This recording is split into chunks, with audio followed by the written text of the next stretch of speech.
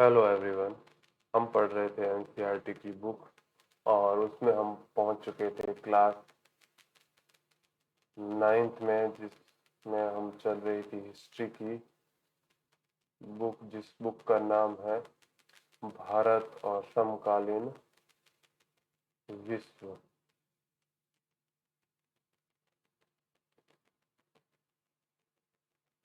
विश्व 9th की first book, और उसमें हम पहुंच चुके थे अध्याय 4 में। और आज इस वीडियो में हम पढ़ेंगे इसी अध्याय को, जिसका नाम है वन्य समाज और उपनिवेशवाद। अपने स्कूल और घर के चारों तरफ नजर दौड़ाकर उन सभी वस्तुओं को पहचाने जो जंगल की हैं, और इस किताब का कागज, मेज, कुर्सियां, दरवाजे, खिड़कियां, वे रंग जिससे आपके कपड़े रंगे जाते हैं, मसाले, आपकी टॉफी के सेलो पेन रैपर, बीड़ियों के तेंदुपत्ते, गोंद, शहद, कॉफी, चाय और रबड़, साथ ही चॉकलेट में इस्तेमाल होने वाला तेल जो साल में बीजों से निकलता है, खाल से चमड़ा बनाने के इस्तेमाल होने वाला चर्म शोधक टैनिन, या दवाओं के रूप में इस्तेमाल होने वाली जड़ी बूटियां, इन सबको भी हमें नहीं भूलना चाहिए। और हाँ, बांस, जलावन की लकड़ी, घास, कच्चा कोयला, पैकिंग के उपयोग में होने वाली वस्तुएं, फल फूल, पशु पक्षी एवं ढेरों दूसरी चीजें भी जंगलों में से ही आती हैं। अमेज़न या पश्चिमी घाट के जंगलों से एक ही टुकड़े के में पौधे को 50 अलग अलग प्रजातियां मिल जाती हैं। यह विविधता तेजी से लुप्त होती जा रही है। औद्योगिक के दौर में सन 1700 से लेकर 1695 के बीच 139 लाख वर्ग किलोमीटर जंगल, यानी दुनिया के कुल क्षेत्रफल का 9.3% भाग औद्योगिक इस्तेमाल, खेती बाड़ी, चारागाह व ईंधन की लकड़ी के लिए साफ कर दिया गया। ये एक चित्र है जो ये है छत्तीसगढ़ का एक एक साल वन है। घना होने के कारण जंगल की सतह पर सूरज की रोशनी यहाँ कम ही पहुंच पाती है। इस चित्र में आप पेड़ पौधों की विभिन्न प्रकार की प्रजातियां देख सकते हैं। इसमें इस अध्याय में पहला पॉइंट है वनों का विनाश क्यों। वनों के लुप्त होने को सामान्यतः वन विनाश कहते हैं। वन विनाश कोई नई समस्या नहीं है। वैसे तो कई प्रक्रियाएं कई सदियों से चली आ रही हैं, लेकिन औपनिवेशिक शासन के दौरान इसमें कई अधिक व्यवस्थित और व्यापक रूप ग्रहण कर लिया है। आइए भारत के वन विनाश के कुछ कारणों पर गौर करें। पहला है जमीन की बेहतरी। सन 1600 में हिंदुस्तान के कुल भूभाग के लगभग छठे हिस्से पर खेती होती थी, और आज यह आंकड़ा बढ़ के आधे पर तक पहुंच गया है। इन सदियों के दौरान जैसे जैसे आबादी बढ़ती गई और खाद्य पदार्थों की मांग में भी वृद्धि हुई है, वैसे वैसे किसाने भी जंगल को साफ करके खेती की सीमाओं में विस्तार कर देते गए। औपनिवेशिक काल में खेती में तेजी से फैलाव आया। ये एक चित्र है जो है ड्वेंग द वैलीज वन फूल। जब घाटियां भरी पड़ी थी। जॉन डाल्टन की पेंटिंग। लातों का जैसे देशज अमेरिकी आदिवासी समूह जो इस विशाल उत्तर अमेरिकी मैदान में रहते थे, यहाँ अर्थतंग अत्यंत वैविध्यपूर्ण था। या वे मक्का उगाते थे, दिनेश का शिकार करते थे और जंगली पौधों की खोज में रहते थे।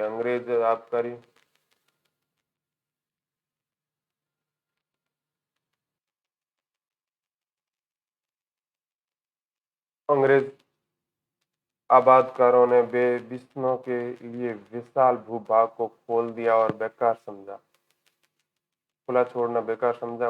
1860 के बाद बिश्नों की बहुत बड़ी संख्या में हत्या की गई।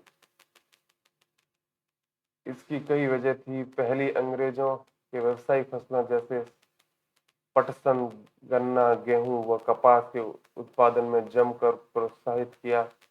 19वीं सदी में यूरोप में बढ़ती शहरी आबादी का पेट भरने के लिए खाद्यान्न और औद्योगिक उत्पाद के लिए कच्चे माल की जरूरत थी, लिहाजा इन फसलों की मांग में इजाफा हुआ। दूसरी वजह थी कि 19वीं सदी की शुरुआत में औपनिवेशिक सरकार ने जंगलों को अनुत्पादक समझा। इसके हिसाब से इन व्यर्थ के बेबान पर खेती करने के उससे राजस्व और कृषि उत्पादों को पैदा किया जा सकता था और इस तरह राज्य की आय में बढ़ोतरी की जा सकती थी। यही वजह थी कि 1880 से 1920 के बीच खेती योग्य जमीन के क्षेत्रफल में 67 लाख हेक्टेयर की बढ़त हुई। खेती के विशाल और एक विकास का सूचक मानते हैं खेती के विस्तार को एक विकास का सूचक मानते हैं, लेकिन हमें यह नहीं भूलना चाहिए कि जमीन को जीतने के लिए पहले जंगलों की कटाई जोतने के लिए करनी पड़ती है कटाई।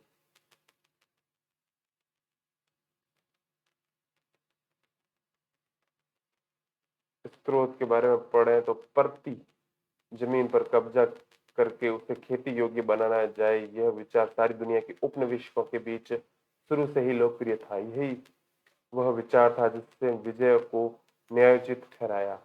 अमेरिकी लेखक रिचर्ड हार्डिंग 1896 में मध्य अमेरिकी के हाइड्रास में के बारे में लिखते हैं, आज सबसे बढ़कर रोचक सवाल कुछ और नहीं हो सकता कि दुनिया की गैर विकसित पड़ी जमीन का क्या किया जाए। क्या इसे इस महान शक्ति के हाथ में जाना चाहिए जो इसके परिवर्तन की इच्छा रखती है, या इसे इसके वास्तविक स्वामी के हाथों में ही रहने देना चाहिए जो इसके मूल्य को नहीं समझ सकता। यह मध्य अमेरिकी की सुसज्जित घर में अर्ध बर्बरों के गिरोह जैसे, जो न तो घर का उपयोग ही कर सकते हैं और न ही इसमें आराम। 3 साल बाद अमेरिकी आधिपत्य में यूनाइटेड फ्रूट कंपनी का संगठन हुआ और उसने व्यापक पैमाने पर मध्य अमेरिका में केला उगाना प्रारंभ किया। इस कंपनी ने इन मुल्कों की सरकारों पर इस हद तक अपना वर्चस्व स्थापित कर लिया कि इन्हें बनाना रिपब्लिक के नाम से जाना गया।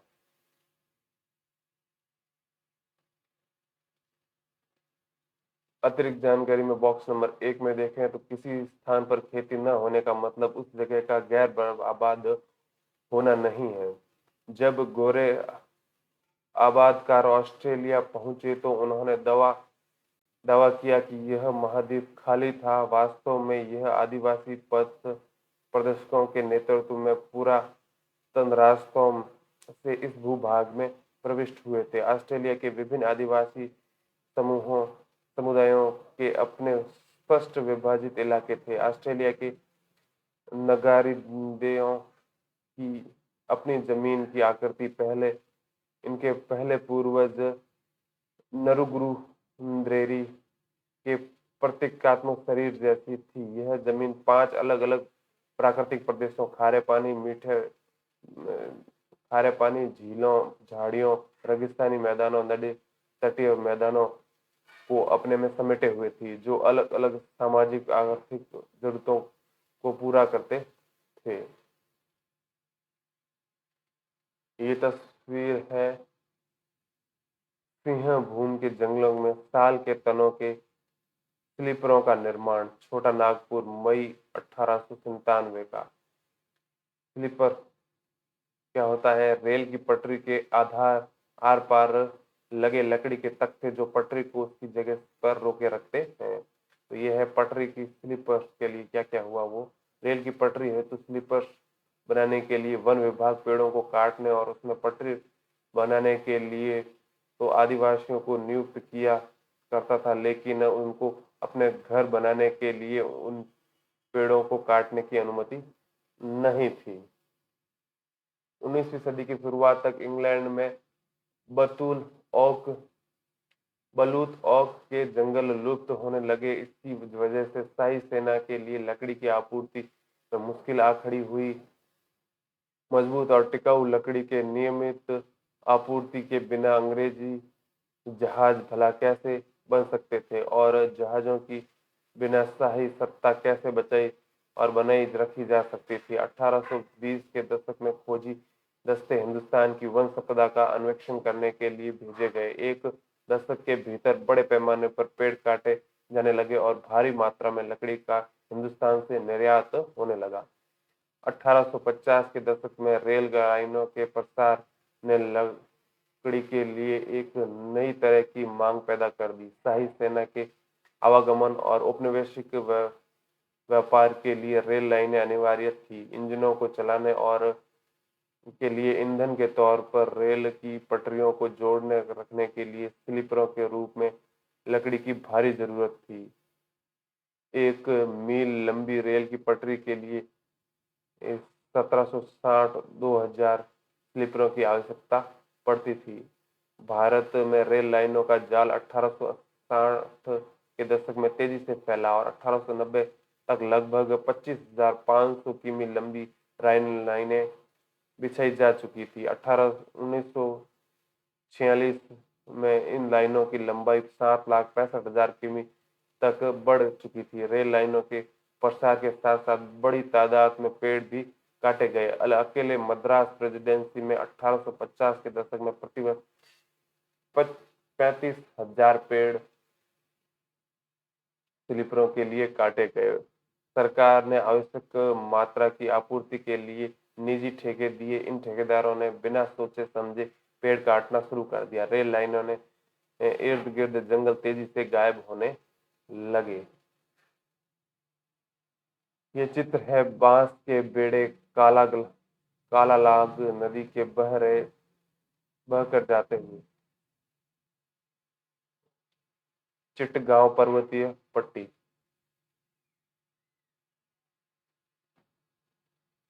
रंगून में एक लकड़ी गोदाम में लकड़ी के तहतीर सहेजता हुआ हाथी। औपनिवेशिक दौर में अक्सर हाथियों का इस्तेमाल जंगलों से लकड़ी और गोदामों में भारी भरकम लकड़ी को उठाने के लिए किया जाता था। स्रोत की पढ़ें तो मुल्तान और सुक्करपुर के बीच इंडस वैली रेलवे नाम के लगभग 300 मील लंबी एक नई लाइन बनाई जानी थी। 2000 स्लीपर प्रति मील की दर से इनके लिए 10 feet into 10 inch into 5 inch या 3.5 घन प्रति इकाई के 6 लाख स्लीपर की जरूरत होगी या कि 2 लाख क्यूबिक फीट के ऊपर लकड़ी थी। इन इंजनों को ईंधन के लिए लकड़ी चाहिए। दोनों तरफ प्रति दिन एक ट्रेन वह एक मन प्रति ट्रेन मील के हिसाब से सालाना 2,19,000 मन की जरूरत होगी। इसके अलावा ईंटों के लिए भी भारी मात्रा में ईंधन की आवश्यकता होगी। स्लीपर मुख्य रूप से सिंध के जंगलों से आया करते। यह ईंधन सिंध और पंजाब के झाऊ और झांड के जंगलों से लाया जाता था। दूसरी नई line northern east state railway Lahore से मुल्तान तक थी। आंकड़ों के हिसाब से इसके निर्माण के लिए 22 लाख स्लीपर की जरूरत होगी। नीचे ये चित्र देखें तो इसमें एक ट्रक लकड़ी के गट्ठे भर के लेके जा रहा है और ये दूसरा चित्र भी है।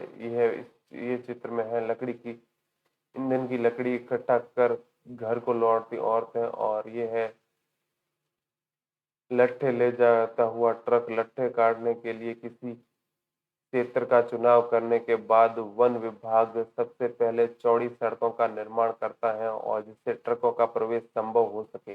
जंगल के उन रास्तों में उनकी तुलना कर जिससे होकर लोग ईंधन की लकड़ी या दूसरे लघु व उत्पाद इकट्ठा करने के लिए लाया करते थे। ऐसे अनेक ट्रक लकड़ी के से भरे हुए जंगलों में से बड़े शहरों में जाते थे। फिर अगला पॉइंट है बागान। यूरोप में चाय, कॉफी और रबड़ की बढ़ती मांग को पूरा करने के लिए इन वस्तुओं के बागान बने और इसके लिए प्राकृतिक वनों की एक भारी हिस्सा साफ किया गया। औपनिवेशिक सरकार ने जंगलों के अपने कब्जे के में लेकर अपने इनके विशाल हिस्सों को बहुत सस्ती दरों पर यूरोपीय बागान मालिकों को सौंप दिया। इन इलाकों की बाड़ाबंदी करके जंगलों को साफ कर दिया गया और चाय, कॉफी की खेती की जाने लगी।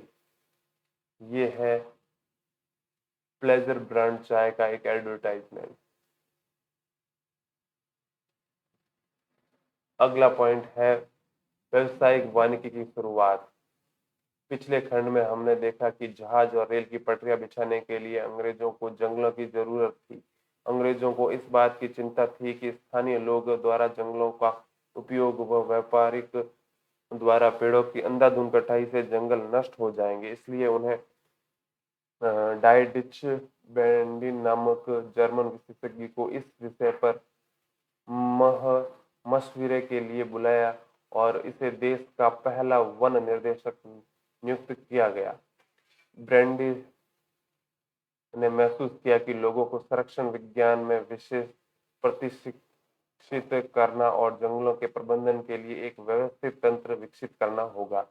इसके लिए कानूनी मंजूरी की जरूरत पड़ेगी। वन संपदा के उपयोग संबंधी नियम तय करने पड़ेंगे। पेड़ों की कटाई और पशुओं के चारे जैसी गतिविधियों पर पाबंदी लगाकर जंगलों को लकड़ी उत्पादन के लिए आरक्षित किया जा सकेगा। तंत्र की अवमानना करके पेड़ काटने वाले किसी भी व्यक्ति को सजा का भागी बनना होगा। इस तरह बेंडिस ने 1864 में भारतीय वन सेवा की स्थापना की और 1885 में भारतीय वन अधिनियम को सूत्रबद्ध करने में सहयोग दिया। इंपीरियल फॉरेस्ट रिसर्च इंस्टीट्यूट की स्थापना 1906 में देहरादून में हुई। यहाँ जिस पद्धति की शिक्षा दी जाती थी उसे वैज्ञानिक वानिकी, साइंटिफिक फॉरेस्ट्री कहा जा गया। लेकिन आज परिस्थिति की विशेषज्ञ सहित ज्यादातर लोग मानते हैं कि यह पद्धति कतई वैज्ञानिक नहीं थी। वैज्ञानिक वानिकी, इससे पहले हम इन चित्रों को देखें तो यह है एक चित्र जिसमें है इटली में स्थित टस्कनी के पॉपुलर के जंगल का एक व्यवस्थित गलियारा। पॉपुलर के जंगल मुख्यतः लकड़ी के लिए महत्व रखते थे, पत्तों और फलों या दूसरे उत्पादों के लिए उपयोगी नहीं है। एक समान लंबाई वाले और सीध में लगे इन पेड़ों को देखें, यही वह मॉडल है जिसे वैज्ञानिक वानिकी ने प्रोत्साहित किया। और ये दूसरा चित्र है जिसमें है यह कांगड़ा का एक देवदार बागान 1933 में इंडियन फॉरेस्ट रिकॉर्ड्स भाग 15 से। वैज्ञानिक वानिकी के नाम पर विविध प्रजातियों वाले प्राकृतिक वनों को काट डाला गया। उनकी जगह सीधी पंक्ति में एक ही किस्म के पेड़ लगा दिए गए। इसे बागान कहा जाता है। तो वन विभाग के अधिकारियों ने जंगलों के सर्वेक्षण किया, विभिन्न किस्म के पेड़ों वाले क्षेत्र की माप खोज की और वन प्रबंधन के लिए योजनाएं बनाई। उन्होंने यह भी तय किया कि बागान का कितना क्षेत्र प्रतिवर्ष काटा जाएगा। कटाई के बाद खाली जमीन का पुनः पेड़ लगाए जाने थे ताकि कुछ ही वर्षों में यह क्षेत्र पुनः कटाई के लिए तैयार हो जाए। 1865 में वन अधिनियम के लागू होने के बाद इसमें 2 बार संशोधन किए गए। पहले 1878 में और फिर 1927 में। 1878 वाले अधिनियम में जंगलों को 3 श्रेणी में बांटा गया: असुरक्षित, आरक्षित, सुरक्षित व ग्रामीण। सबसे अच्छे जंगलों को आरक्षित वन कहा गया। गांव वाले इन जंगलों में अपने उपयोग के लिए कुछ भी नहीं ले सकते थे। वे घर बनाने या ईंधन के लिए केवल सुरक्षित व ग्रामीण वनों से ही लकड़ी ले सकते थे। लोगों का जीवन कैसे प्रभावित हुआ। उससे पहले एक शब्द देखें तो वैज्ञानिक वानिकी, वन विभाग द्वारा पेड़ों की कटाई के पुराने पेड़ काट कर उनकी जगह नए पेड़ लगाए जाते हैं। एक लोगों का जीवन कैसे प्रभावित हुआ वो देखें तो एक अच्छा जंगल कैसा होना चाहिए इसके बारे में वनपाल और ग्रामीणों के विचार बहुत अलग थे। जहां एक तरफ ग्रामीण अपनी अलग अलग जरूरतों जैसे ईंधन, चारे व पत्तों की पूर्ति के लिए वन के विभिन्न प्रजातियों का मेल चाहते थे, वहीं वन विभाग को ऐसे पेड़ों की जरूरत थी तो जहाजों और रेलवे के लिए इमारती लकड़ी मुहैया करा सके। ऐसी लकड़ियों को सख्त, लंबी और सीधी हो, इसलिए सागौन और साल जैसी प्रजातियों को प्रोत्साहित किया गया और दूसरी किस्मों को काट डाली गई। ये चित्र है जिसमें है जंगलों में महुआ बिनना। गांव वाले उजाले होने से पहले ही उठकर जमीन पर गिरे हुए महुआ के फूलों को बीनने के लिए जंगल में चले जाते। महुआ के पेड़ बेशकीमती हैं। महुआ के फूल खाए नहीं जा सकते और इसका इस्तेमाल शराब बनाने के लिए किया जा सकता है। इसके बीज से तेल भी बनाया जाता है। वन इलाके में लोग कंद मूल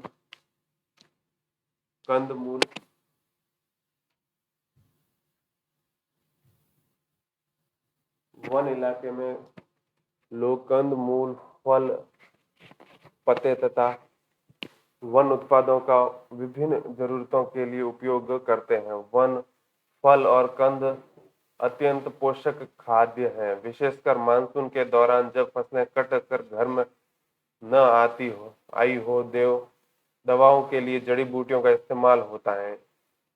लकड़ी का प्रयोग हल जैसे खेती के औजार बनाने के लिए किया जाता है। बांस के बेहतरीन बाड़े बनाई जा सकती हैं और इसका उपयोग छतरी या टोकरी बनाने के लिए भी किया जा सकता है। सूखे हुए कुम्हड़े के खोल का प्रयोग पानी की बोतल के रूप में किया जा सकता है। जंगलों में लगभग सब कुछ उपलब्ध है। पत्तों को जोड़ जोड़ कर खाओ फेंको किस्म के पत्तल और दाने बनाए जा सकते हैं। सियादी की लताएं से रस्सी बनाई जा सकती हैं। सैमू, सूती रेशम की कांटेदार छाल व सब्जियां छीली जा सकती हैं। महुए के पेड़ से खाना पकाने और रोशनी के लिए तेल निकाला जा सकता है। ये है एक चित्र जिसमें सूखते हुए तेंदुपत्ते। जंगलों में रहने वाले बहुत सारे लोगों के लिए तेंदुपत्ते ही बिक्री का आय एक प्रमुख साधन है। प्रत्येक बंडल के लगभग 50 पत्ते होते हैं और एक व्यक्ति कठिन परिश्रम करके एक दिन में ज्यादा से ज्यादा 100 बंडल इकट्ठा कर सकता है। बच्चे, महिलाएं और वृद्ध भी मुख्यतः पत्ते इकट्ठे करते हैं। ये चित्र है खलिहान में अनाज लाते हुए। खलिहानों में पुरुष टोकरियों में अनाज ला रहे हैं। पुरुष अपने कंधे के आर पार एक छड़ी से बंधी टोकरियों में लाते हैं, जबकि औरतें इन टोकरियों को अपने सर पर रख कर लाती हैं। वन अधिनियम के चलते देश भर में गांव वालों की मुश्किलें बढ़ गई। इस कानून के बाद घर के लिए लकड़ियां काटना, पशुओं को चारा, कंदमूल, फल इकट्ठा करना आदि रोजमर्रा की गतिविधियां गैर कानूनी बन गई। अब इनके पास जंगलों में लकड़ी चुराने के अलावा और कोई चारा नहीं बचा और पकड़े जाने की स्थिति में वे वन रक्षकों की दया पर होते जो उनसे घूस ऐंठते थे। जला चुनी लकड़ी एकत्र करने वाली औरतें विशेष तौर से परेशान रहने लगी। मुफ्त खाने पीने की मांग करने वाले लोगों को तंग करना पुलिस और जंगल के चौकीदारों के लिए सामान्य बात थी। अगला पॉइंट देखें तो वनों के नियमन से खेती कैसे प्रभावित हुई। यूरोपीय उपनिवेशवाद का सबसे गहरा प्रभाव झूम एवं घुमंतू खेती की प्रथाओं पर दिखाई पड़ता है। एशिया, अफ्रीका एवं दक्षिण अमेरिका के अनेक भागों में यह खेती का एक परंपरागत तरीका है। इसके कई स्थानीय नाम हैं, जैसे दक्षिण पूर्वी एशिया में लाबिंग, मध्य अमेरिका में मिल्पा, अफ्रीका में चिटमैन या तावी या श्रीलंका में चना। हिंदुस्तान में घुमंतू खेती के लिए धया पैदा बेवर नेवड़, झूम, पोंड, खदान और कुमरिज ऐसे ही कुछ स्थानीय नाम हैं। घुमंतु कृषि के लिए जंगल के कुछ भागों को बारी बारी से काटा और जलाया जाता है। मानसून की पहली बारिश के बाद इन राख के बीज बो दिए जाते हैं और अक्टूबर नवंबर में फसल काट दी जाती है। इस खेती में दो एक साल खेती करने के बाद इन्हें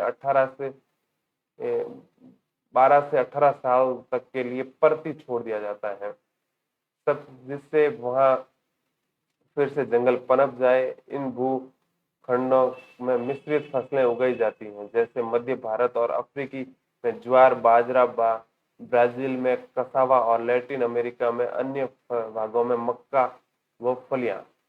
यूरोपीय वन, ये एक चित्र देखें तो ये है टोंगिया खेती ही एक ऐसी व्यवसायिक व्यवस्था थी जहां किसानों को कुछ समय के लिए बागानों से ही खेती करने की आजादी थी। 1921 में बर्मा में एक थर्रावाड़ी डिवीजन के लिए एक से लिए गए इस चित्र के किसान धान बो रहे हैं। लोहे के छोर वाले लंबे बांस की सहायता से पुरुष धरती में छेद बनाते हैं और औरतें छेद में धान बोती है। यूरोपीय वन रक्षकों की नजर में यह तरीका जंगलों के लिए नुकसानदेह था। उन्होंने महसूस किया कि यहाँ कुछ एक सालों के अंतर पर खेती की जा रही है, जैसे ऐसी जमीन पर रेलवे के लिए इमारती लकड़ी वाले पेड़ नहीं उगाए जा सकते। साथ ही जंगल जलाने व समय बाकी बेशकीमती पेड़ों के भी फैलती लपटों की चपेट में आ जाने का खतरा बना रहता है। घुमंतू खेती के कारण सरकार के लिए बागान का हिसाब रखना भी मुश्किल था, इसलिए सरकार ने घुमंतू खेती पर रोक लगाने का फैसला किया। इसके परिणाम स्वरूप अनेक समुदायों को जंगलों में उनके घरों के जबरन विस्थापित कर दिया गया। कुछ को अपना पेशा बदलना पड़ा तो कुछ ने छोटे बड़े विद्रोह के जरिए प्रतिरोध किया। ये चित्र है जिसमें है जंगल में पैदा या पौधू हिस्से में को जलाना। घुमंतू खेती के जंगलों को साफ किया जाता है। सामान्यतः चट्टानों की ढलानों पर पेड़ों को काटने के बाद राख के लिए इन्हें जला दिया जाता है। इसके बाद इस क्षेत्र में फिर बीज बिखेर दिए जाते हैं और वर्षा से सिंचाई के लिए इन्हें छोड़ दिया जाता है। नेक्स्ट पॉइंट अपना हो गया शिकार की आजादी कैसे थी। जंगल संबंधी नए कानूनों में वनवासियों के जीवन को एक और तरह से प्रभावित किया। वन कानूनों के पहले जंगलों में या इससे के आसपास रहने वाले बहुत सारे हिरन, तीतर और छोटे मोटे शिकार करने वाले जीवन यापन करते थे। यह पारंपरिक प्रथा अब गैर कानूनी हो गई। शिकार करते हुए पकड़े जाने वालों को अवैध शिकार के लिए दंडित किया जाने लगा। यहाँ एक तरफ वन कानूनों में लोगों को शिकार के परंपरागत अधिकार से वंचित किया, वहीं बड़े जानवरों का अखेट एक खेल बन गया। हिंदुस्तान के बाघों और दूसरे जानवरों का शिकार करना सदियों के दरबारी और नवाबी संस्कृति का हिस्सा रहा था। अनेक मुगल क्रांतिकारियों ने शहजादे और सम्राट का शिकार का मजा लेते हुए दिखाया गया है, किंतु औपनिवेशिक शासन के दौरान शिकार का चलन इस पैमाने तक बढ़ा कि कई प्रजातियां लगभग पूरी तरह लुप्त हो गई और अंग्रेजों की नजर में बड़े जानवर, जंगली बर्बर और आदि समाज के प्रतीक चिन्ह थे। उनका मानना था कि खतरनाक जानवरों को मारकर वे हिंदुस्तान में सभ्य बनाएंगे। बाघ, भेड़िए और दूसरे बड़े जानवरों के शिकार पर यह कहकर इनाम दिए जाने लगे कि इनमें किसानों को खतरा है। 1875 से 1925 के बीच इनाम के लालच में 80,000 से ज्यादा बाघ, 1.5 लाख तेंदुए और 2 लाख भेड़िए मार गिराए गए। धीरे धीरे बाघ के शिकार को एक खेल की ट्रॉफी के रूप में देखा जाने लगा। अकेले जॉर्ज यूल नामक अंग्रेज अफसर ने 400 बाघों को मारा था। प्रारंभ में जंगल के कुछ इलाके शिकार के लिए आरक्षित थे। काफी समय बाद पर्यावरणविदों ने और संरक्षणवादियों ने आवाज उठाई कि जंगलों की इस सारी प्रजातियों की सुरक्षा होनी चाहिए, न कि उनको मारा जाना चाहिए। ये चित्र देखें तो ये है एक मछली मारने वाला लड़का। बच्चे अपने माँ बाप के साथ जंगल जाते और बहुत जल्द ही वे मछली पकड़ना, वन उत्पादों को इकट्ठा करना व खेती करना सीख लेते। बांस के ट्रैप को, जिसे यह लड़का अपने बाएं हाथ में पकड़े हैं, बहाव के मुहाने पर रखकर मछली इससे चली जाती है। ये चित्र है जिसमें शिकार करते कर कर शिकार कर कर बाघों को मार, शेरों को मार गिरा कर अंग्रेज अफसर के साथ खींची गई तस्वीर है। इसके नीचे लिखा है, नेपाल के शिकार के बाद लॉर्ड रीडिंग। फोटो में मृत बाघों को की गिनती करें। ब्रिटिश औपनिवेशिक अफसर और राजा जब शिकार के लिए जाते तब उनके साथ नौकरों की पूरी फौज थी। गांव के कुशल शिकारी हाका लगाते थे और साहब को बस गोली भर चलाना होता था।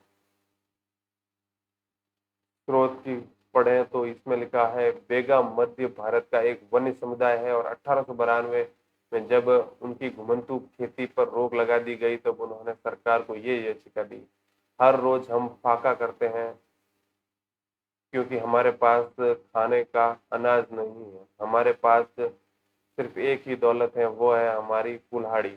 हमारे पास अपने तन ढकने के कपड़े नहीं है। आग ताप कर हम ठंडे रात गुजारते हैं। हम अब खाने के लिए मर रहे हैं। हम कहीं जा भी नहीं सकते।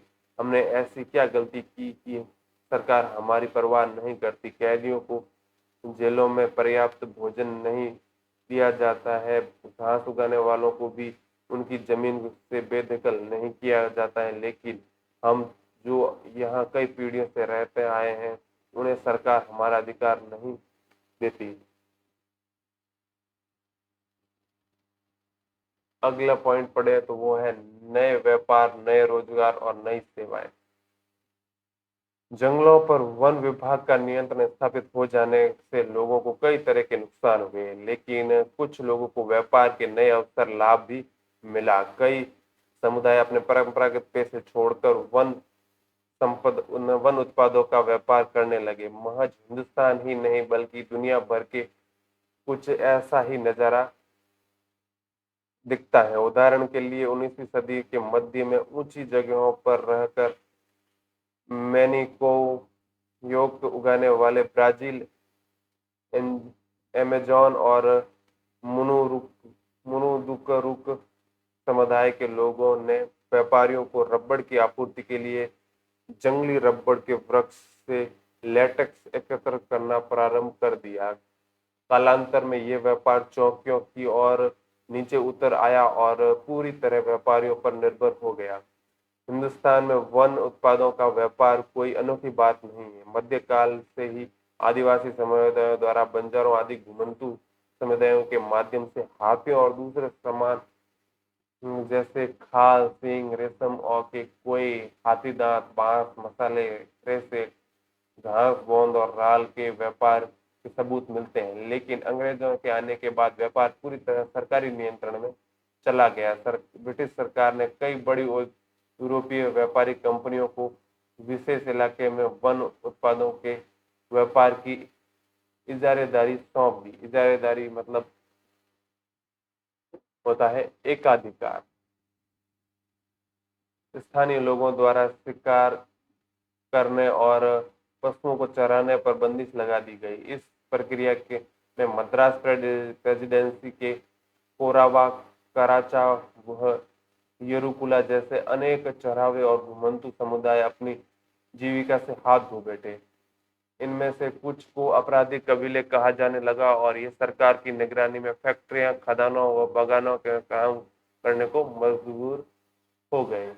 काम के नए अवसर का मतलब यह नहीं था कि उनकी जीवन स्थिति हमेशा सुधार ही हुआ हो। असम के चाय बागानों में काम करने के लिए झारखंड के संथाल और उरांव व छत्तीसगढ़ के गोंड जैसे आदिवासी मर्द व औरतें दोनों ही भी भर्ती किए गए। उनकी मजदूरी बहुत कम थी और कार्य परिस्थितियां उतनी ही खराब।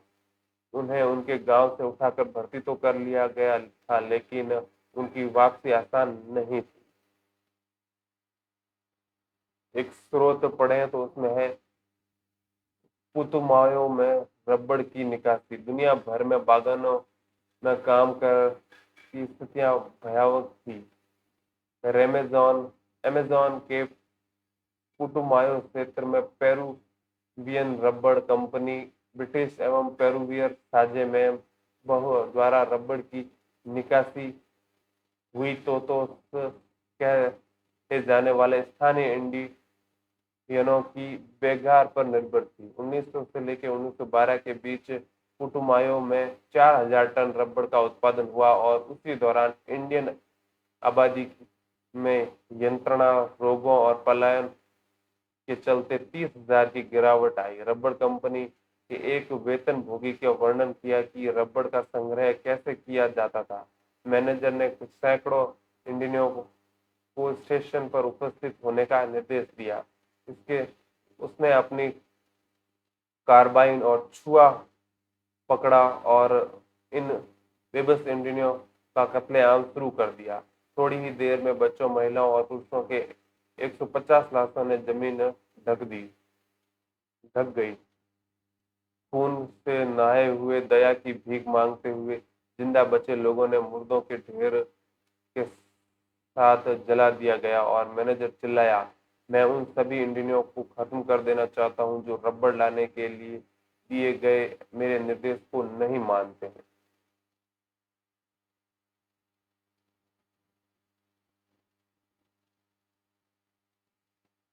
वन विद्रोह। हिंदुस्तान और हिंदुस्तान भर के वन समुदायों ने अपने ऊपर थोपे गए बदलावों के खिलाफ बगावत की। संताल परगना में सिद्धू और कानू, छोटे नागपुर में बिरसा मुंडा और आंध्र प्रदेश में अल्लूरी सीताराम राजू को लोक गीतों में और कथाओं में अंग्रेजों के खिलाफ उभरे आंदोलनों के नायक के रूप में आज भी याद किया जाता है। अब हम बस्तर रियासत में 1910 में हुए ऐसे ही एक विद्रोह का विस्तार से अध्ययन करेंगे। बस्तर के लोग। बस्तर छत्तीसगढ़ में सबसे दक्षिणी छोर पर आंध्र प्रदेश, उड़ीसा और महाराष्ट्र की सीमाओं पर लगा हुआ क्षेत्र है। बस्तर का केंद्रीय भाग पठारी है और इस पठार के मध्य के ऊपर से छत्तीसगढ़ का मैदान और दक्षिण में गोदावरी का मैदान है। इंद्रावती नदी बस्तर के आर पार पूरब से पश्चिम की तरफ बहती है। बस्तर में मरिया और मुरिया, गौड़, धुरवा, भत्रा, हलबा आदि अनेक आदिवासी समुदाय रहते हैं। अलग अलग जबानें बोलने के बावजूद इनके रीति रिवाज और विश्वास एक जैसे हैं। बस्तर के लोग मानते हैं कि हरेक गांव को उनकी जमीन धरती माँ से मिली है और बदले में वे प्रत्येक खेतीहर त्योहार पर धरती को चढ़ावा चढ़ाते हैं। धरती के अलावा वे नदी, जंगल व पहाड़ों की आत्मा को भी उतना ही मानते हैं। क्योंकि हर गांव में अपनी चौहद की पता होती है चौहदी पता होती है, इसलिए ये लोग उन सीमाओं के भीतर समस्त प्राकृतिक संपदाओं की देखभाल करते हैं। यदि एक गांव के लोग दूसरे गांव के जंगल में से थोड़ी लकड़ी लेना चाहते हैं तो इसके बदले वे एक छोटा शुल्क अदा करते हैं, जिसे देवसारी, दाड़ या मान कहा जाता है। कुछ गांव अपने जंगलों की हिफाजत के लिए चौकीदार रखते हैं, जिन्हें वेतन के रूप में हर घर से थोड़ा थोड़ा अनाज दिया जाता है। हर वर्ष एक बड़ी सभा का आयोजन होता है, जहां एक परगने गांवों का समूह के गांवों और मुखिया जुड़ते हैं और जंगल सहित तमाम दूसरे अहम मुद्दों पर चर्चा करते हैं। इसमें चित्र देखें तो ये है नक्शा, जिसमें है सन 2000 में बस्तर का जो नक्शा था वो है। 1947 में बस्तर रियासत के कांकेर रियासत में मिला दिया गया था और ये पूरा क्षेत्र मध्य प्रदेश का बस्तर जिला बना। 1998 में इस जिले को एक बार फिर कांकेर, बस्तर और दांतेवाड़ा जिलों में बांट दिया गया। 2000 में यह जिले छत्तीसगढ़ का हिस्सा बन गए और 1990 का विद्रोह कांकेर वन क्षेत्र से ही शुरू हुआ था और जल्द ही राज्य के अन्य क्षेत्रों में फैल गया। ये चित्र है जिसमें बस्तर में सेना का कैंप 1910 का। बस्तर में सेना के एक कैंप का यह चित्र 1910 में लिया गया। सेना तंबुओं, बावर्चियों और सिपाहियों के साथ चलती थी। यहाँ एक सिपाही विद्रोह से सुरक्षा के लिए कैंप में पहरेदारी कर रहा है। फिर देखें लोगों में भय। औपनिवेशिक सरकार ने 1905 में जब जंगलों के 2/3 हिस्से को आरक्षित करने, घुमंतू खेती को रोकने और शिकार व वन्य संपदा उत्पादन के संग्रह पर पाबंदी लगाने जैसे प्रस्ताव रखे तो बस्तर के लोग बहुत परेशान हो गए। कुछ गांवों को आरक्षित वनों में इस शर्त पर रहने के लिए दिया गया कि वे वन विभाग के लिए पेड़ की कटाई और ढुलाई का काम मुक्त करेंगे और जंगल को आग से बचाएंगे। बाद में इन्हीं गांवों को वन ग्राम कहा जाने लगा। बाकी गांवों के लोग बगैर किसी सूचना या मुआवजे के हटा दिए गए। काफी समय से गांव में चले गांव वाले जमीन के बड़े हुए लगान हुआ तथा औपनिवेशिक अफसरों के हाथों बेगार और चीजों का निरंतर मांग में त्रस्त थे। इसके बाद भयानक अकाल का दौर आया जिसमें 1899 से 1900 के बीच में और फिर 1907-1908 में वन आरक्षण में चिरांगा काम किया। लोगों ने बाजारों में, त्योहारों के मौके पर और जहां कहीं भी गांवों के मुखिया और पुजारी इकट्ठा होते थे वहां जमा होकर इन मुद्दों पर चर्चा करना प्रारंभ किया। कांगेर वनों के धुरुआ समुदाय के लोग इस मुहिम में आगे थे क्योंकि आरक्षण सबसे पहले यहीं लागू हुआ था। हालांकि कोई एक व्यक्ति उनका नेता नहीं था, लेकिन बहुत सारे लोग नेथानार गांव के गुंडाधुर और इन आंदोलनों की एक अहम शख्सियत मानते थे। 1910 में आम की टहनियां, मिट्टी के ढेले और मिर्च और तीर गांव-गांव चक्कर काटने लगे। यह गांव में अंग्रेजों के खिलाफ बगावत का संकेत था। हर एक गांव के ने इस बगावत के खर्च में कुछ न कुछ मदद दी। बाजार लूटे गए, अफसरों और व्यापारियों को घर, स्कूलों और पुलिस थानों को लूटा वह जलाया गया तथा अनाज का पुनर्वितरण किया गया। जिस पर हमले हुए उनमें से ज्यादातर लोग औपनिवेशिक राज्य और इसके दमनकारी कानूनों को किसी भी न किसी तरह जुड़े थे। इन घटनाओं के एक चश्मदीद गवाह मिशनरी विलियम वार्ड ने लिखा, पुलिस वालों, व्यापारियों, जंगल के अर्दलियों, स्कूल मास्टरों और प्रवासियों का हुजूम चारों तरफ से जंदलपुर के चला जा रहा था। अंग्रेजों के बगावत को कुचल देने के लिए सैनिक भेजे। आदिवासी नेताओं के बीच बातचीत करनी चाहिए, लेकिन अंग्रेज फौज ने उनके तंबुओं के घेर कर उन पर गोलियां चला दी। इसके बाद बगावत में शरीक लोगों पर कोड़े बरसाते और उन्हें सजा देने सैनिक गांव-गांव घूमने लगे। ज्यादातर गांव खाली हो गए, लेकिन लोग भागकर जंगलों में चले गए। अंग्रेजों को फिर से नियंत्रण पाने में 3 महीने, फरवरी से मई लग गया और फिर भी वे गुंडाधर को नहीं पकड़ सके। विद्रोहियों की सबसे बड़ी जीत यह थी कि आरक्षण का काम कुछ समय के लिए स्थगित कर दिया गया और आरक्षित क्षेत्र को भी 1910 से पहले की योजना में लगभग आधा कर दिया गया। बस्तर के जंगलों और लोगों की कहानी यहीं खत्म नहीं होती। आजादी के बाद भी लोगों को जंगलों से बाहर रखने और जंगलों को औद्योगिक उपयोग के लिए आरक्षित रखने की नीति कायम रही। 1970 के दशक में विश्व बैंक के प्रस्ताव देखा कि कागज औद्योगिक और लुगदी उपलब्ध कराने के लिए 4,600 हेक्टेयर वार्ष प्राकृतिक साल वनों की जगह देवदार के पेड़ लगाए जाएं, लेकिन स्थानीय पर्यावरणविदों के विरोध के फलस्वरूप यह परियोजना रोक दी गई। आइए अब एशिया के एक ऐसे हिस्से इंडोनेशिया की तरफ चलें जहां देखें कि इसी वक्त वहाँ क्या कुछ हो रहा था। उससे पहले हम बीच के कुछ स्रोत थे उनको भी पढ़कर देखते हैं कि उनमें क्या अतिरिक्त जानकारी दी गई है। जिसमें ये स्रोत है जिसमें भेड़ियों ने 400 लोगों को इकट्ठा कर कई सारे बकरों की कुर्बानी दी और दीवान जिसने बीजापुर की तरफ से आने वालों की संभावना थी को बीच में ही रोकने के लिए चल पड़ा। 10 फरवरी को चली इस भीड़ ने पुलिस चौकी तथा मारेंगा स्कूल जला दिया। कैसलूर में लाइनें, वह पशु अवरोधशाला और टोकापाल राजूर में भी एक स्कूल को जलाया गया। दीवान को सुरक्षित वापस लाने के लिए भेजे गए स्टेट रिजर्व पुलिस के एक हेड कांस्टेबल और 4 कांस्टेबलों को बंधक बना लिया गया और एक दस्ता करंजी स्कूल जलाने के लिए छोड़ दिया गया। इस भीड़ ने गार्डों के साथ कोई बदसलूकी करने के बजाय इनके हथियार उनसे ले लिए और उन्हें छोड़ दिया।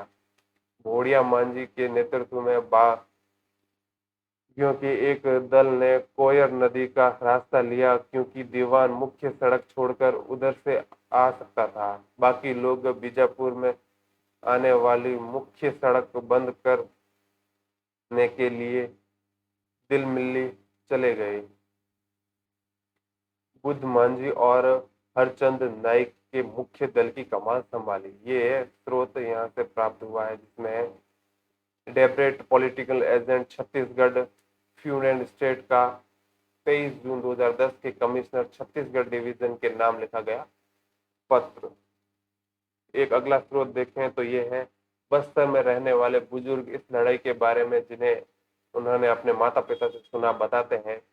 काना कापाल के पोदियामी गंगा में को उनके पिता पोदियामी तोकेली ने बताया कि अंग्रेजों ने आकर जमीन लेनी शुरू की कर दी।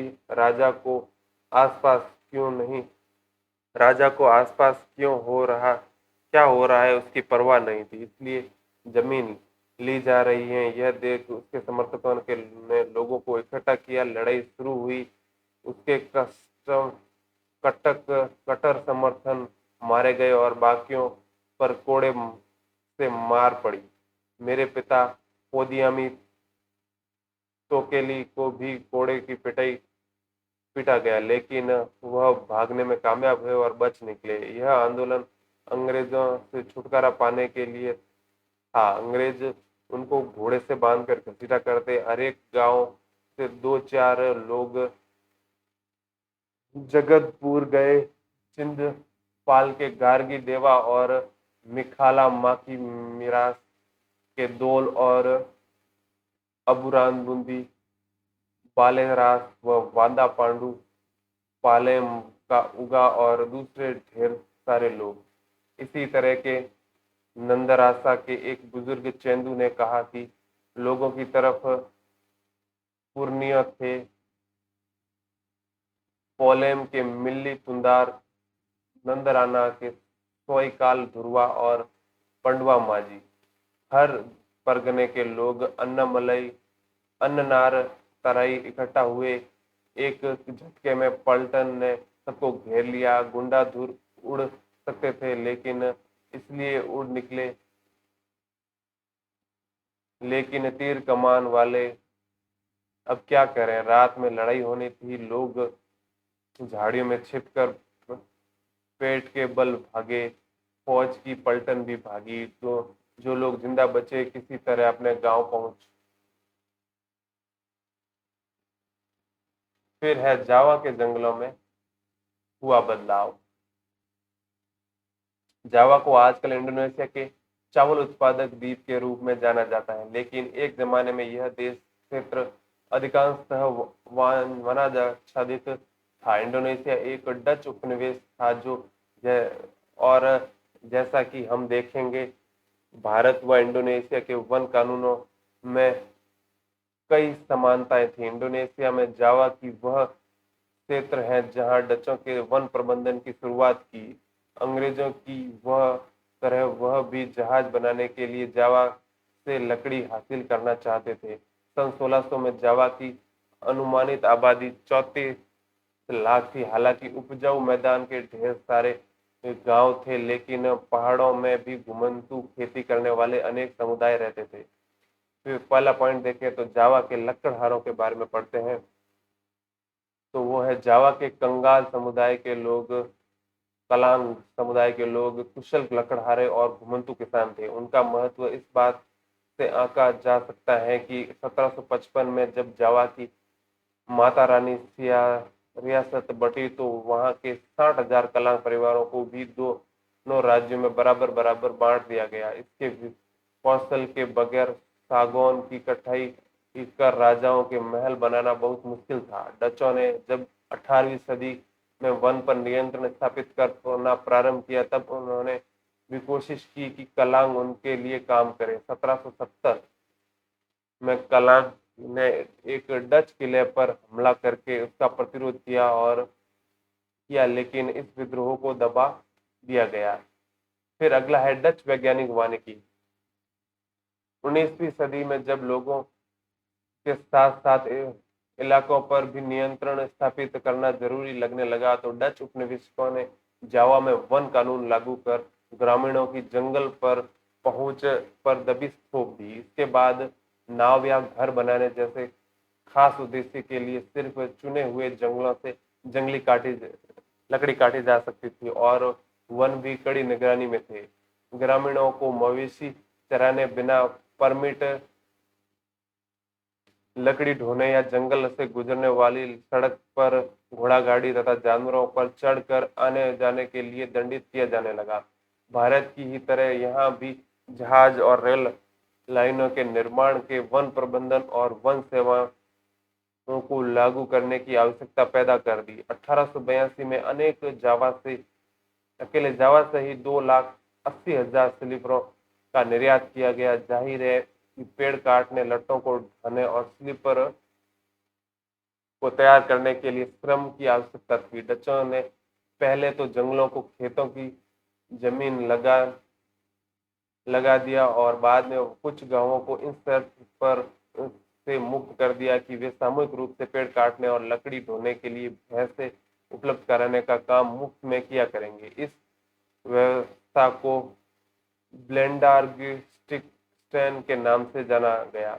बाद में वन ग्राम वासियों को लगान माफी के बजाय थोड़ा बहुत मेहनताना तो दिया जाने लगा, लेकिन वन भूमि पर खेती करने के लिए उनके अधिकार सीमित कर दिए गए। ये एक चित्र देखें तो ये रेलगाड़ी दिख रही है। जंगल से सागौन की लकड़ी को ले जाती मालगाड़ी। औपनिवेशिक शासन का एक अंतिम दौर। इसके बाद एक स्रोत को पढ़े हम तो उसमें हमें एक और जानकारी मिलेगी कि यूनाइटेड ईस्ट इंडिया कंपनी के एक अफसर डर्क वॉन होजेनड्राफ ने उपनिवेश कालीन जावा में कहा था, बटाविया के लोगों, चौक पड़ो, आश्चर्य से सुनो मुझे जो तुम्हें बताना है। तुम्हारे बेड़े नष्ट हो चुके हैं, हमारा व्यापार मुरझा चुका है, हमारा नौकायान नष्ट होने वाला है। उत्तरी ताकतों से हमें बेपनाह दौलत देकर जहाजों को बनाने के लिए लकड़ी और दूसरी सामग्री खरीदने और जावा में हम सामरिक और व्यापारिक संगठित दलों को, जिसकी जड़ें इस धरती से धसी हैं, छोड़ते हैं। हाँ, जावा के जंगलों में एक सम्मानजनक नौसेना के निर्माण को बहुत ही कम समय में संभव कराने के लिए पर्याप्त लकड़ी है। साथ ही जितनी जरूरत हो उतने व्यापारिक जहाजों को बनाने के लिए भी। इसके बावजूद जावा के जंगल उतनी ही तेजी से उगते हैं जितनी तेजी से उन्हें काटा जाता है। उचित प्रबंधन और अच्छी देखरेख के साथ ये स्रोत कभी भी खत्म नहीं होंगे। यह है इसका कथन। फिर अगला टॉपिक हम देखें तो वो है सामीन की चुनौती। सामीन कौन था भाई? सन 1890 के आसपास सागौन के जंगलों में स्थित रांदू बलांगतुंग गांव के निवासी सुरोंतिको सामिन ने जंगलों में एक राजकीय मालिकाने का सवाल खड़ा करना प्रारंभ कर दिया। उसका तर्क था कि चूंकि हवा, पानी, जमीन और लकड़ी राज्य की बनती बनाई हुई नहीं है, इसलिए उस पर उसका अधिकार नहीं हो सकता। जल्दी ही एक व्यापक आंदोलन खड़ा हो गया। इस आंदोलन को संगठित करने वाले सामीन का दामाद भी सक्रिय था। 1907 तक 3000 परिवार इसके विचारों के मानने लगे और डच जब जमीन का सर्वेक्षण करने आए तो कुछ साम्यवादियों ने अपनी जमीन पर लेटकर उसका विरोध किया, जबकि दूसरों ने लगान व जुर्माना भरने या बेकार करने से इनकार कर दिया। ये है मानचित्र जिसमें है इंडोनेशिया के ज्यादातर जंगल सुमात्रा, कालीमातान, पश्चिम इरियान में स्थित है। जावा की वह जगह जहां डचों ने अपनी वैज्ञानिक वानिकी की शुरुआत की थी, यह द्वीप को अब चावल उत्पादन के लिए मशहूर है। कभी सागौन के जंगलों को ढका रहता था। तो ये है सुमात्रा, ये है बोर्नियो, ये है जावा, ये है सेलेबेन। ये एक तरह का ये इंडोनेशिया का मैप हो गया। फिर अगला पॉइंट देखें तो युद्ध और वन विनाश। पहले और दूसरे विश्व युद्ध का जंगलों पर गहरा असर पड़ा। भारत में तमाम चालू कार्य योजनाओं को स्थगित करके वन विभाग ने जंगलों की जंगी जरूरत को पूरा करने के बेतहाशा पेड़ काटे। जावा पर जापानियों के कब्जे से ठीक पहले डचों ने भस्म कर भागो नीति अपनाई, जिसके तहत आरा मशीनों और सागौन का विशाल ग्रंथों के ढेर जला दिए गए, जिससे वे जापानी के हाथ न लग पाए। इसके बाद जापानियों ने वनवासियों को जंगल काटने के लिए बाध्य करने करके अपने युद्ध उद्योग के लिए जंगलों का निर्मम दोहन किया। बहुत सारे गांव वालों ने इन अवसर का लाभ उठाकर जंगलों में अपनी खेती विस्तार किया और जंग के बाद इंडोनेशियाई वन सेवा के लिए इन जमीनों को वापस हासिल कर पाना कठिन था। हिंदुस्तान की तरह यहाँ भी खेती योग्य भूमि के लिए प्रति लोगों की चाह और जमीन पर नियंत्रण करने तथा लोगों को उससे बाहर रखने की वन विभाग की जिद के बीच टकराव पैदा हुआ। ये है चित्र Indian musician board munition board Sule पेलोंग पैगोडा का पर एकत्रित जहाजों के लादने को तैयार वार ट्रिम्बर स्लीपर 1917 का। तो ये सारे ट्रिम्बर यानी कि लकड़ी पड़ी है और ये जहाजों पे लदने के लिए तैयार है। पहले और दूसरे विश्व युद्ध में मित्र राष्ट्र शायद इतना सफल नहीं होते यदि वे अपने उपनिवेशों की संपदाओं को व्यक्तियों तथा ऐसे दोहन करने के सक्षम न होते। दोनों विश्व युद्धों का हिंदुस्तान, इंडोनेशिया व दूसरे जगहों के वनों पर विनाशकारी प्रभाव पड़ा। कार्य योजनाओं को स्थगित कर दिया गया और वन विभाग ने युद्ध की जरूरतों को पूरा करने के लिए जमकर वृक्ष काटे। वानिकी के नए बदलाव। 80 के दशक में एशिया और अफ्रीका की सरकारों को यह समझ में आने लगा कि वैज्ञानिक वानिकी और वन समुदायों को जंगलों से बाहर रखने की नीतियों के चलते बार बार टकराव पैदा होते हैं। परिणाम स्वरूप वनों को से इमारती लकड़ी हासिल करने के बजाय जंगलों को संरक्षण ज्यादा महत्वपूर्ण लक्ष्य बनाया गया।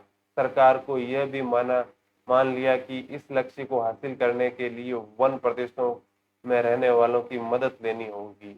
मिजोरम से लेकर केरल तक हिंदुस्तान में कई घने जंगल सिर्फ इसलिए बच पाए कि ग्रामीणों ने सरना, देवकराकुंड, कान राई इत्यादि नामों से पवित्र बगीचा समझकर इनकी रक्षा की। बहुत कुछ गांव तो वन रक्षकों पर निर्भर रहने के बजाय अपने जंगलों की चौकसी आप करते थे।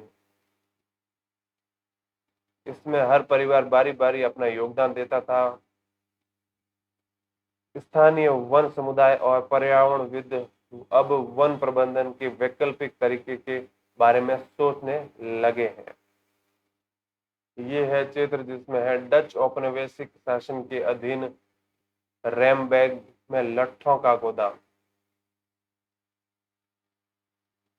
इसी के साथ ये चैप्टर भी होता है समाप्त। और जैसा कि हम जानते हैं कि नाइन्थ की जो हिस्ट्री की बुक है उसमें टोटल 5 चैप्टर हैं, उसमें से 4 अभी इस वीडियो के साथ समाप्त होते हैं। अंतिम चैप्टर जो 5वां चैप्टर है वो हम नेक्स्ट वीडियो में पढ़ेंगे और उसके बाद हम शुरू करेंगे 9th क्लास की ही पॉलिटी की बुक। और 9th क्लास में जैसे कि जियोग्राफी और हम पढ़ चुके हैं पहले के वीडियोस में, 9th क्लास की ये 3 बुक हम पढ़ चुके हैं। जैसा कि हम 6 से लेकर 7 तक की बुक्स में सिर्फ 3 बुक ही पढ़ते थे, अब 9th में एक और चीज की बुक भी है, वो है इकोनॉमी की बुक।